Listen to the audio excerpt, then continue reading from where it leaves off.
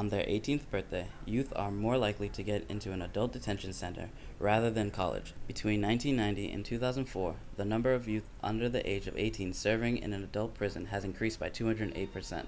When our system is equipped primarily just to address this idea of accountability and dish out punishments, we really miss a lot of opportunities.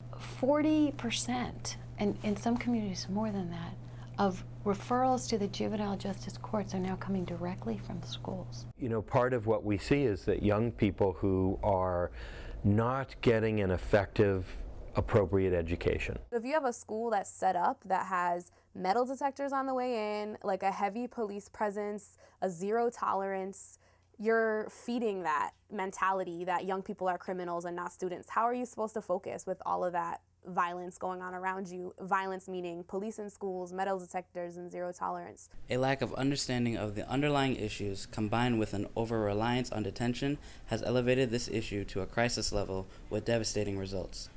There's no consideration for extenuating circumstances. There's no consideration of a case-by-case basis. And I think that's always a mistake. They don't realize that some people gotta steal to survive because they don't have something to eat at home, or they don't have the means to get what they need. People think people steal or commit crimes for what they want, but it's not always the case. Sometimes it's for what you need in order to survive.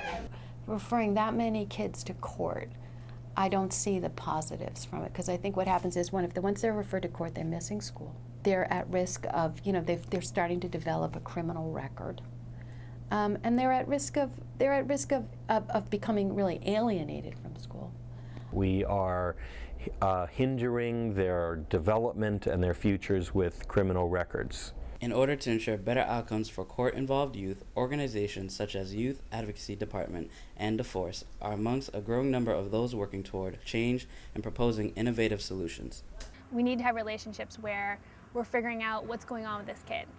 Programs like the Gerald Creamer Center, where kids who look like they're heading out, where they get to 16, 17, they've been suspended a couple of times, it looks like we might be losing them, actually can have their guidance counselor pull them aside and say, look, we've got a different place we can send you to get you through, to get you your high school diploma, to make sure that you're being supported. It has smaller classes, it keeps a closer eye on kids.